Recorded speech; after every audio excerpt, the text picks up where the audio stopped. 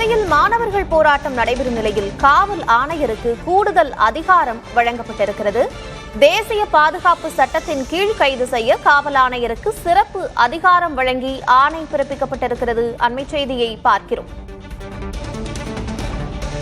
டெல்லியில் பொது அமைதி மற்றும் பாதுகாப்பை பராமரிக்கும் பொருட்டு துணைநிலை ஆளுநர் இந்த நடவடிக்கையினை எடுத்திருக்கிறார்.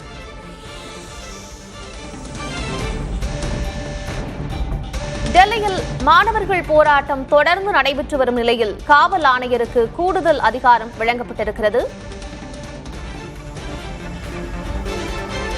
தேசிய பாதுகாப்பு சட்டத்தின் கீழ் கைது செய்ய காவல் ஆணையருக்கு சிறப்பு அதிகாரம் வழங்கி ஆணை பிறப்பிக்கப்பட்டிருக்கிறது.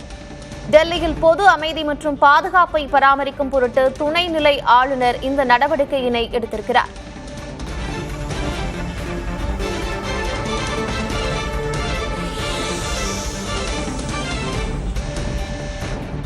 குற்றச்சாட்டுகளின்றி முன்னெச்சரிக்கை நடவடிக்கையாக தடுப்பு காவலில் வைக்க முடியும்.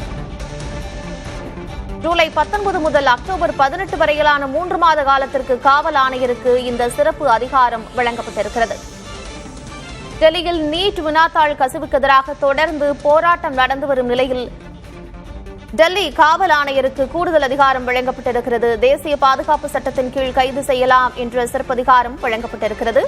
டெல்லியில் பொது அமைதி மற்றும் பாதுகாப்பை பராமரிக்கும் பொருட்டு துணைநிலை ஆளுநர் இந்த நடவடிக்கையினை எடுத்திருக்கிறார். குற்றச்சாட்டுகளின்றி முன்னெச்சரிக்கை நடவடிக்கையாக தடுப்பு காவலில் வைக்க முடியும். ஜூலை 19 முதல் அக்டோபர் 18 வரையிலான 3 மாத காலத்திற்கு காவல் ஆணையருக்கு இந்த சிறப்பு அதிகாரம் வழங்கப்பட்டிருக்கிறது.